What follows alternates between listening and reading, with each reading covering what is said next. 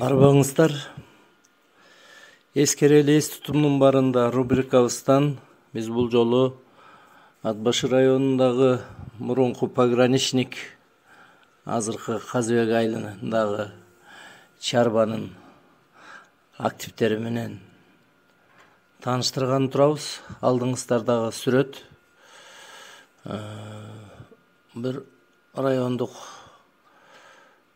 чогулушка барганда түшкөн сыяктуу.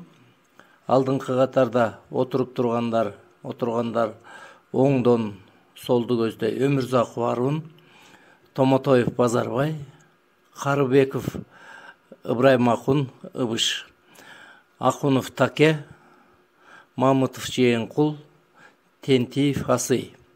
Экинчи катарда туруп тургандар оңдон солду көздөй Керимбеков Жакып, Абдыгазиев Жаңгазы, Абдалиев Кошой, Бирназаров Томотой, Килис, Кермахунова Рапия,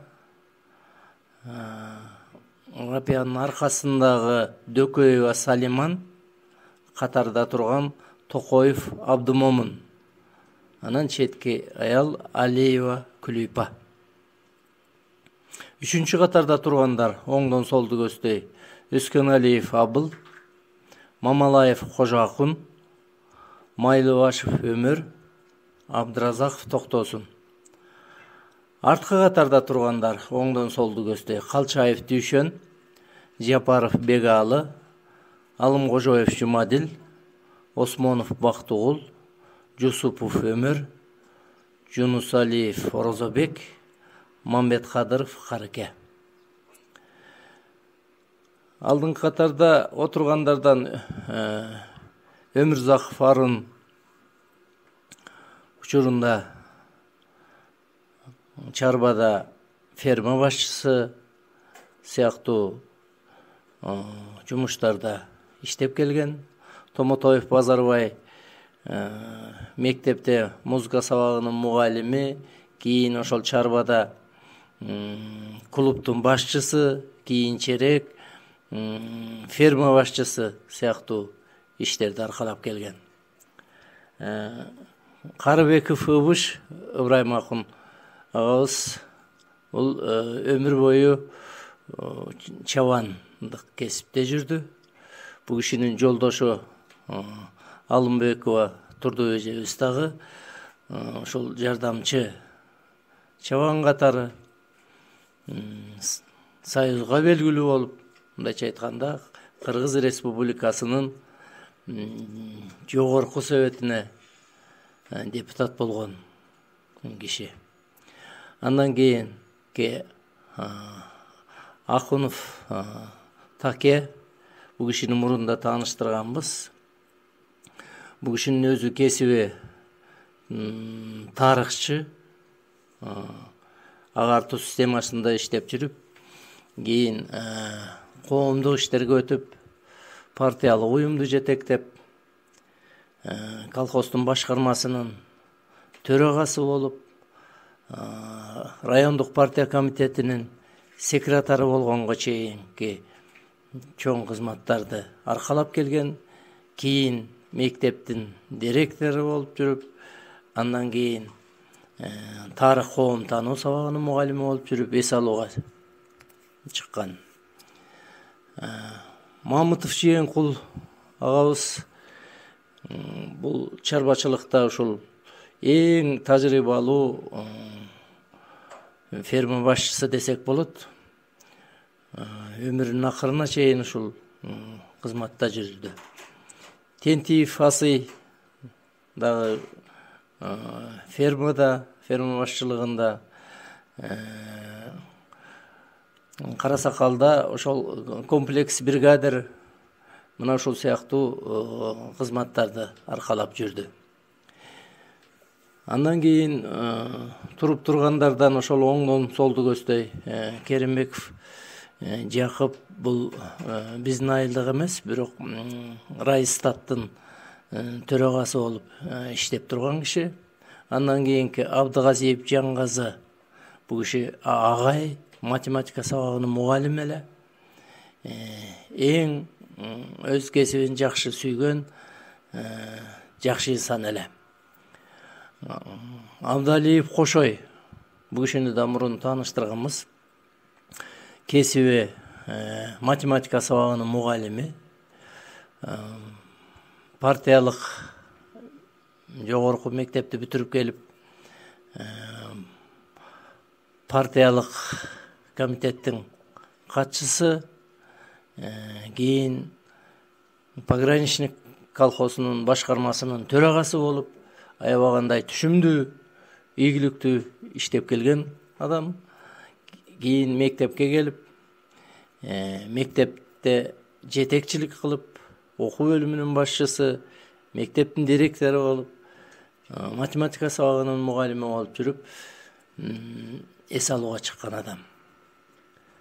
Андан кийин Бирназаров Томотой, бул киши учурунда эмгек алдыңкысы болуп, тети Москвага чейин выставкага барып келген кишилерден. Демек, эмгеги сиңген адамдар. Келис Байкени мурунда айттым эле, бул чарбада көп жыл башкы бухгалтер болуп иштеп турган, өзү биздин айылдык эмес. Андан кийин Кермахунова Рапия дедик. Бул киши Жаңы Үч айылында Асан Акын Кермахуновдун жубайы. Бул киши ошол колхоздо алдыңкы колхозчу катары жүргөн экен. Андан кийин Дөкөева Салиман дедик, аркасында турган. Бул киши дагы ошол эмгек алдыңкыларынан болуп түшкөн экен. Андан кийин катарында турган Токоев Абдымомун. Мен бул кишини мурунда тааныштырдым эле, бирок кичине жаңылыш тааныштырып турмун. Абдымомун Токоев. Бул киши ошол биздин пограничник колхозунун партиялык комитетинин катчысы болуп иштеп турган мезгил экен. Ал эми мына ушул сүрөттү карап туруп, ошол Абдымомун Токоев парторук болуп турган учур, ортодо турган Абдалиев Кошой ошол пограничник колхозунун башкармалыгынын төрагасы болуп турган мезгилиндеги түшкөн сүрөт экени айдан ачык көрүнүп турат. Андан кийин Алиева Күлүпа дедик. Мына демек бул кишилер ошол чарбада иштеп жүргөн эмгек алдыңкылары, колхозчулар катары түшкөн экен.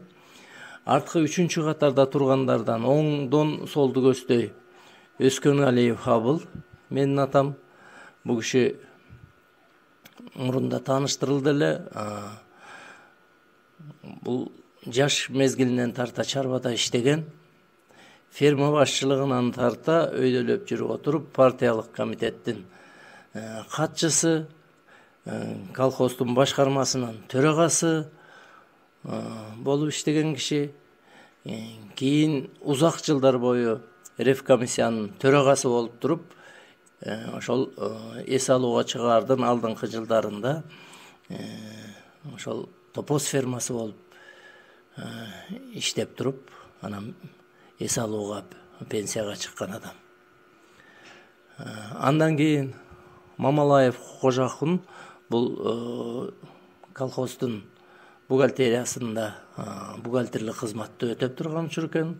Майлыбашы Өмөр болсо, ушул техника жаатындагы белгилүү кесип ээлеринен эле механик болуп жүргөн айтылуу. Абдырасаков Токтосун, бул кишини мурун тааныштырганбыз. Бул киши өзү кесиби агроном болуп иштеп жүрүп, партиялык кызматка өтүп, колхоздун, ошол пограничник колхозунун партиялык комитетинин катчысы болуп иштеп, 64-68 жылдары ошол пограничник колхозунун башкармасынын төрагасы болуп турган. Убагында аябагандай түшүмдүү иштеген иштерман жетекчилердин бири. Бул мезгилде ошол башкы агроном болуп турган учур экен бул кишинин чарбада. Арткы катарда тургандардан ошол оңдон солду көздөй Калчаев Дүйшөн, бул киши бухгалтер. Ошол кийин мына могу Килис агалардан кийин Калчаев Дүйшөн агабыз дагы ошол башкы бухгалтер болуп көп жыл биздин чарбада иштеп турган. Кийин ден соолугуна байланыштуу Чүйгө келип, Аламедин районундагы Воронцовка, азыркы Таш дөбө айылында ал жерде да бухгалтер болуп иштеп жүрүп, элге алынып, ошол жерде туруп калган адамдардан.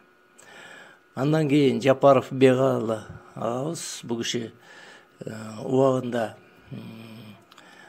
ошол эң айыл үчүн керектүү болгон кесипти аркалап, башкача айтканда ушул жүн топтоодо жана заготовщик деп койчу элек, мына ушу жүн тери менен иштеген бирден бир ошол адамыбыз ушу киши эле.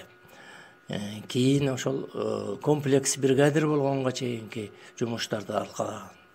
Андан кийин Алымкожоев Жумадил, бул киши мугалим кесиби, өмүр бою мектепте мугалимдик кызматты өтөдү. Географ, астроном, эмгектин алдыңкысы болуп, эл агартуунун ат илишниги болуп, кийин мектепте жетекчилик кызматтарга чейин көтөрүлүп, жакшы жүрүп, эс алууга чыккан адамдардан. Андан кийин Осмонов Бактыгул, бул киши мен билгени ушул үстүңкү Дүйшөн буулу деп коебуз, ошол өйдөңкү айылда бригадир болуп, Союздун учурунда белгилүү бригадирлерден болуп кадыр барып күттү. Кийинчерээк ошол май куюучу жерде айылдагы шенимдүү адам катары заправкада иштеп ошону кармап турду. Андан кийин Жусупов Өмөр атабыз, бул киши дагы ушул чарбада ушул актив болуп, көп жылдар эмгеги сиңген адам. Мына бүгүнкү күнү дагы ушул кадыр баркты тутуп, эл арасында жакшы өмүр сүрүп аткан адамдардан. Жунусалиев Орозобек, бухгалтер, экономист, бул киши көп жылдар бою ошол пограничник колхозунун бухгалтериясында иштеген, башкы экономист болуп көп жыл иштеп турган адам. Кийин ден соолугуна байланыштуу Балыкчы шаарына көчүп, ошол жерде жашаган. Мамбет Кадыров, Карыке, эң четте турган. Бул киши биздин айылдык эмес, ошол райондо райондук оорукананын башкы дарыгери болуп турган учур экен. Эскерели эс тутумдун барында деп мына ушу кишилерди тааныштырууга туура көрдүк. Себеби ушул жерде тургандардын ичинен ушул арт жакта ошол азыркы мен айтып аткан Жусупов Өмөр атабыз бүгүнкү күнү кылым карытып калган мезгили. Анан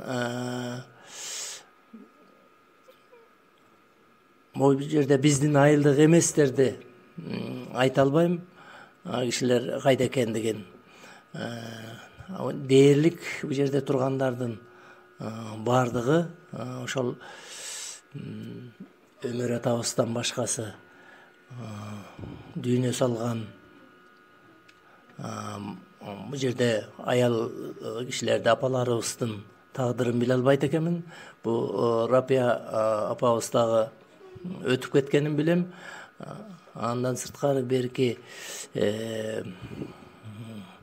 Салиман, Күлүпа апалардын бүгүнкү тагдырын биле албайт экенмин.